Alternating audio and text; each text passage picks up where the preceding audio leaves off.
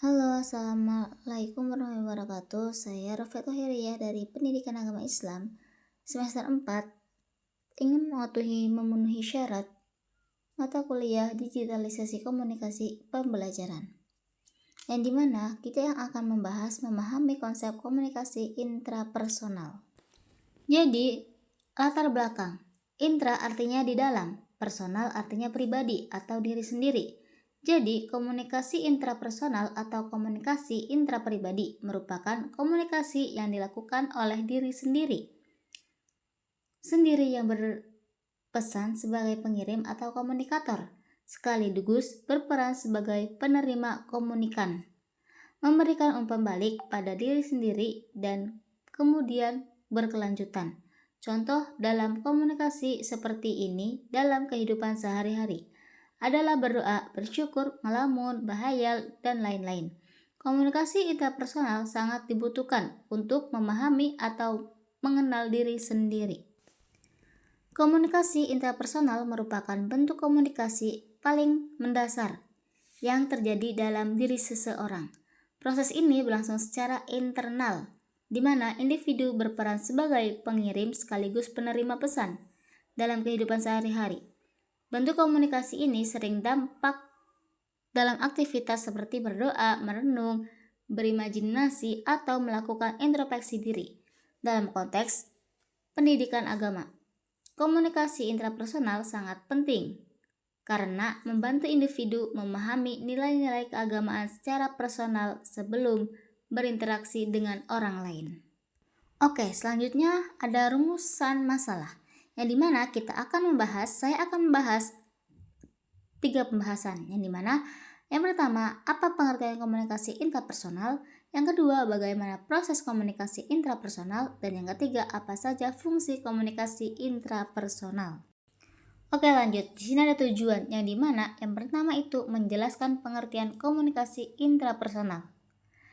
Yang kedua itu mendeskripsikan tahapan proses komunikasi intrapersonal.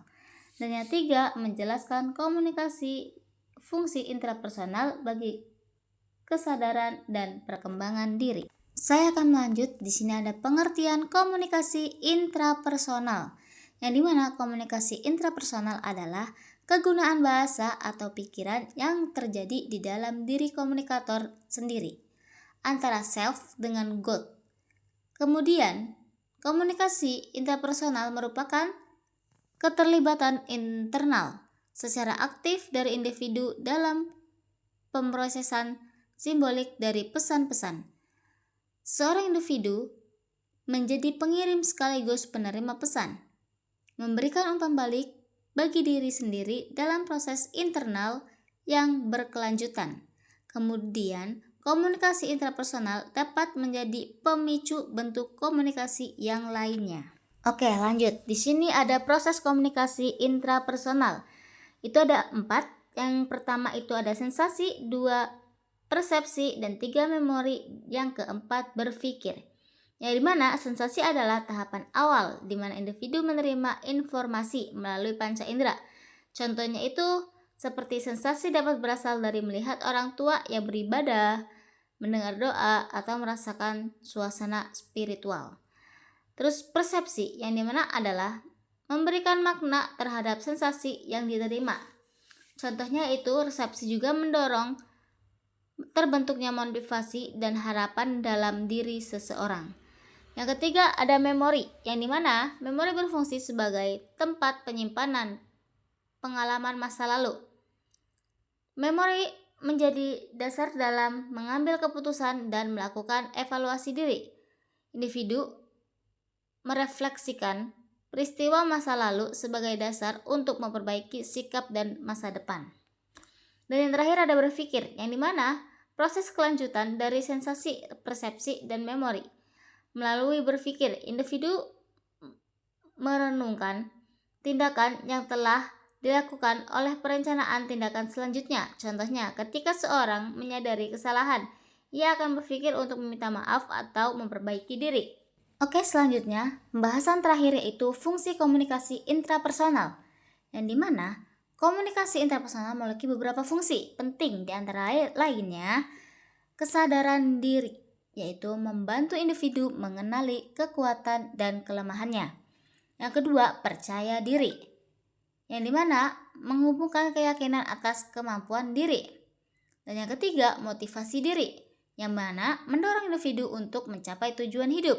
Yang keempat, fokus, yaitu membantu individu tetap konsentrasi terhadap tanggung jawabnya. Yang kelima, ada kemandirian, yang dimana penumbuhan kemampuan pengambilan keputusan sendiri. Dan yang keenam, adaptasi, membantu individu menyesuaikan diri dan berbagai situasi sosial.